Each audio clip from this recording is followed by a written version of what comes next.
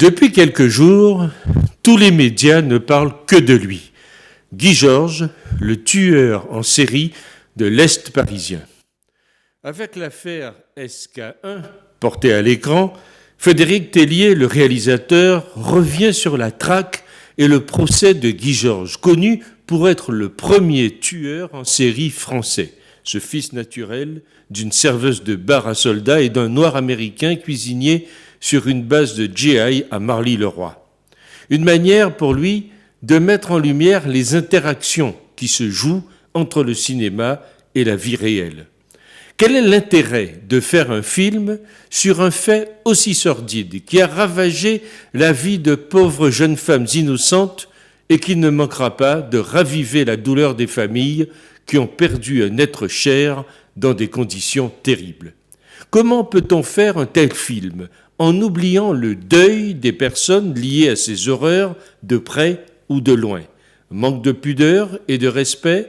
Peut-être parce que les tueurs en série fascinent.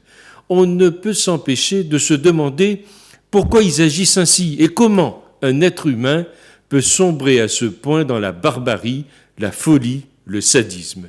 Certes, c'est abject et répugnant car ce genre d'individu est ce qui existe de pire, de plus ignoble, de plus immonde dans l'espèce humaine. Mais c'est tout à la fois important et intéressant, parce que ce film présente ce tueur en série comme il est, un être humain qui n'est monstrueux que par sa banalité, son total égoïsme et sa lâcheté. Et l'on comprend alors que les tueurs en série, eux, tuent uniquement pour leur propre plaisir, pour quelques secondes de plaisir. C'est leur façon de voir le monde extrêmement égoïste et inhumaine. On essaie de comprendre comment ils fonctionnent et d'échanger des points de vue, car je pense que si l'on parvient à comprendre le pourquoi de leurs actes, on peut apprendre à les arrêter plus rapidement et même, peut-être, les emprisonner dès leur premier meurtre avant qu'ils ne récidivent.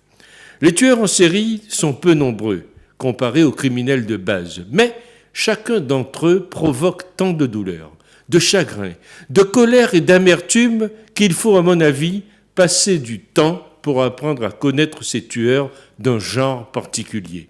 Et en les connaissant, on parviendra plus facilement et plus rapidement à reconnaître et relier leurs crimes, à les pister et à les arrêter.